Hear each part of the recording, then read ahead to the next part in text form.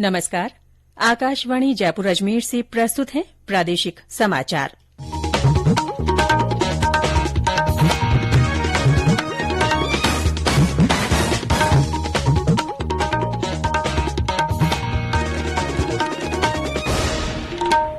मुख्य समाचार।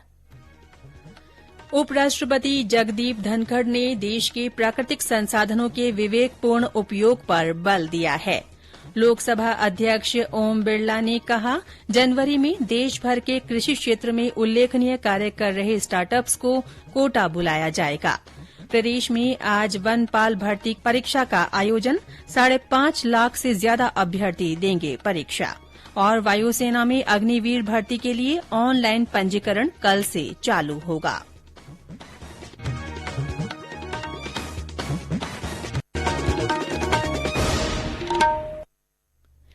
समाचारों के साथ मैं रितिका गुप्ता। और अब समाचार विस्तार से। उपराष्ट्रपति जगदीप धनखड़ ने देश के प्राकृतिक संसाधनों के विवेकपूर्ण उपयोग पर बल दिया है। श्री धनखड़ ने कल ग्रेटर नोएडा में आयोजित 7वें भारतीय जल सप्ताह के समापन भाषण में भारतीय संस्कृति और ग्रामीण व्यवस्था में तालाबों और प्राकृतिक जलाशयों की महत्ता और इन्हें पुनर्जीवित करने पर बल दिया। श्री धनखड़ ने प्राकृतिक संसाधनों के अंधाधुंध दोहन पर चिंता व्यक्त की। उन्होंने राज्यों के बीच जल विवाद को संघीय भावना के अनुरूप सुलझाने का आग्रह किया। इस जल सप्ताह का विषय था सतत विकास के लिए जल सुरक्षा। प्रधानमंत्री नरेन्द्र मोदी आज गुजरात में विधानसभा चुनाव के लिए भारतीय जनता पार्टी के प्रचार अभियान की शुरूआत करेंगे।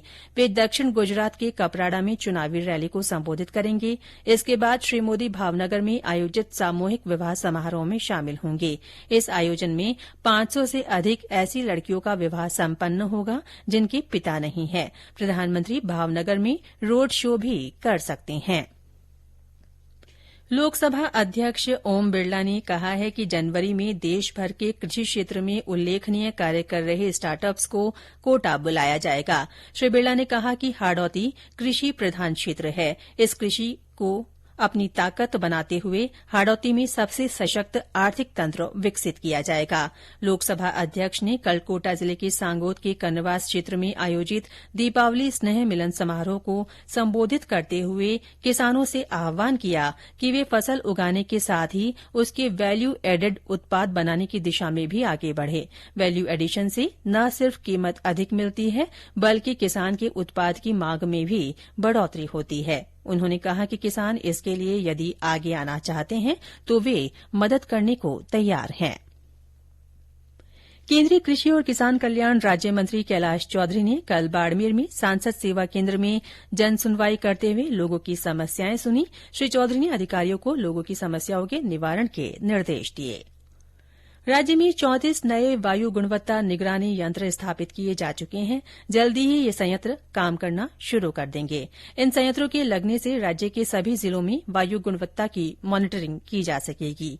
राजस्थान राज्य प्रदूषण नियंत्रण मंडल के अधिकारियों ने बताया कि जयपुर में 3, जोधपुर में 4, कोटा में 2 और भिवाड़ी में 1 और नया संयंत्र लगाया जा रहा है। इन संयंत्रों के लगने के बाद जयपुर में कुल 6 स्थानों पर, जोधपुर में 5, कोटा में 3 और अलवर जिले में 3 स्थानों पर वायु गुणवत्ता की मॉनिटरिंग की जा सकेगी। इसके अलावा 23 स्थानों पर एक संयंत्र लगाए जाएंगे। साथ ही प्रदूषण मंडल की ओर से 2 मोबाइल संयंत्र भी खरीदे गए हैं। आजादी का अमृत महोत्सव के तहत सरहदी इलाकों में राष्ट्रीय एकता और अखंडता का संदेश देने के लिए जम्मू से रवाना हुई बीएसएफ की साइकिल रैली कल शाम बाड़मेर जिले से गुजरात के लिए रवाना हुई। इससे पहले ये रैली बाड़मेर जिले के सरहदी इलाकों गडरा रोड, रामसर, चौहटन, आलमसर, धनाऊ, सेड़वा, सिंघानिया और बाखासर से होकर गुजरी। इस दौरान रैली का जगह जगह स्थानीय जनप्रतिनिधियों, ग्रामीणों और स्कूली विद्यार्थियों की ओर से भव्य स्वागत किया गया। ये समाचार आकाशवाणी जयपुर अजमेर से प्रसारित किए जा रहे हैं। प्रदेश में आज वनपाल भर्ती परीक्षा का आयोजन किया जा रहा है। राजस्थान कर्मचारी चयन बोर्ड की ओर से यह परीक्षा 2 पारियों में आयोजित होगी। 99 पदों के लिए होने वाली भर्ती परीक्षा प्रदेश के 10 जिलों के 1718 परीक्षा केन्द्रों पर होगी। इसके लिए 5,59,000 अभ्यर्थियों ने पंजीयन करवाया है।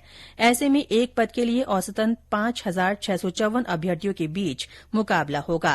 पहली पारी सुबह 10 बजे से दोपहर 12 बजे तक होगी, जबकि दूसरी पारी दोपहर 2:30 बजे से शाम 4:30 बजे तक होगी।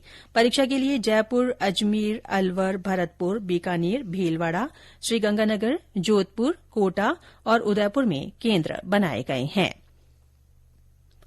भारतीय वायुसेना में अग्निपथ स्कीम के तहत अग्निवीर वायु भर्ती के लिए ऑनलाइन पंजीकरण कल से शुरू होगा, जो 23 नवंबर शाम 5 बजे तक चलेगा। पहली बार महिला उम्मीदवार को भी अग्निवीर चयन में भाग लेने का अवसर दिया जा रहा है। इच्छुक अविवाहित पुरूष और महिलाएं उम्मीदवार भर्ती से संबंधित सभी नियमों की विस्तृत जानकारी इंडियन एयरफोर्स की आधिकारिक वेबसाइट से प्राप्त कर सकते हैं। बांसवाड़ा जिले के कसारवाड़ी थाना क्षेत्र के छोटा डूंगरा मच्छार 7 सड़क मार्ग पर आज सुबह 2 मोटरसाइकिलों की आमने सामने की टक्कर में 4 लोगों की मौके पर ही मृत्यु हो गई। एक मोटरसाइकिल पर 4 सवारी बैठी हुई थी। हादसे में 3 लोग घायल भी हुए हैं, जिन्हें जिला अस्पताल में भर्ती कराया गया है। जयपुर कला महोत्सव के तहत आज जवाहर कला केन्द्र में महारो राजस्थान कला शिविर और प्रदर्शनी का शुभारंभ होगा।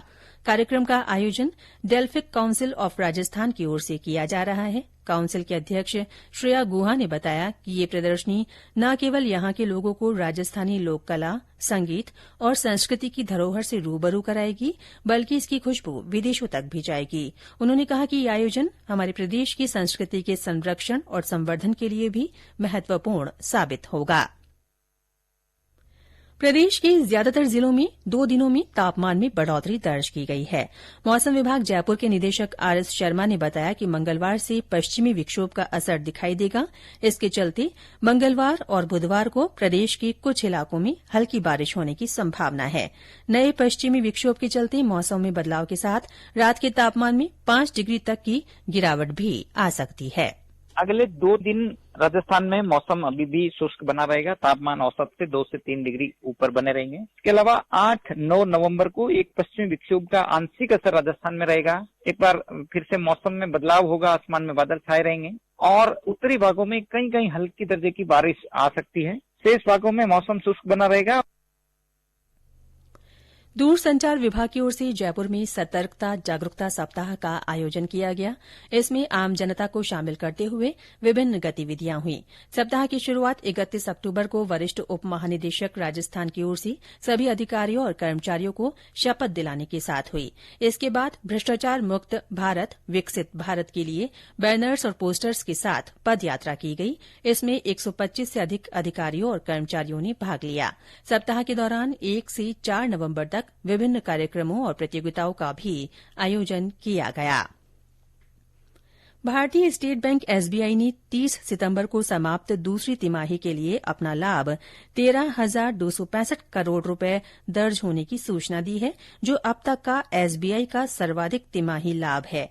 बैंक का तिमाही लाभ पिछले वर्ष की इसी अवधि के 7,627 करोड़ रुपए के मुकाबले 74% अधिक है। इस तिमाही में एसबीआई की कुल आमदनी 14% बढ़कर 88,734 करोड़ रुपए दर्ज हुई। मेलबोर्न में आईसीसी T20 क्रिकेट विश्व कप में आज भारत का सामना जिम्बाब्वे से होगा। आकाशवाणी से इस मैच का आंखों देखा हाल दिन में 1:30 से सुना जा सकता है। एडिलेड ओवल में आज ही पाकिस्तान का मुकाबला बांग्लादेश से होगा। जयपुर इंटरनेशनल फिल्म फेस्टिवल अगले साल 6 से 10 जनवरी तक जयपुर में आयोजित किया जाएगा। फेस्टिवल के 15 साल पूरे होने के उपलक्ष्य में विशेष आयोजन हो रहे हैं। और अंत में मुख्य समाचार एक बार फिर। उपराष्ट्रपति जगदीप धनखड़ ने देश के प्राकृतिक संसाधनों के विवेकपूर्ण उपयोग पर बल दिया है। लोकसभा अध्यक्ष ओम बिरला ने कहा है कि जनवरी में देश भर के कृषि क्षेत्र में उल्लेखनीय कार्य कर रहे स्टार्टअप्स को कोटा बुलाया जाएगा। प्रदेश में आज वनपाल भर्ती परीक्षा का आयोजन हो रहा है। 5.5 लाख से ज्यादा अभ्यर्थी परीक्षा देंगे। और वायुसेना में अग्निवीर भर्ती के लिए ऑनलाइन पंजीकरण कल से चालू होगा। इसी के साथ प्रादेशिक समाचार बुलेटिन समाप्त हुआ। नमस्कार।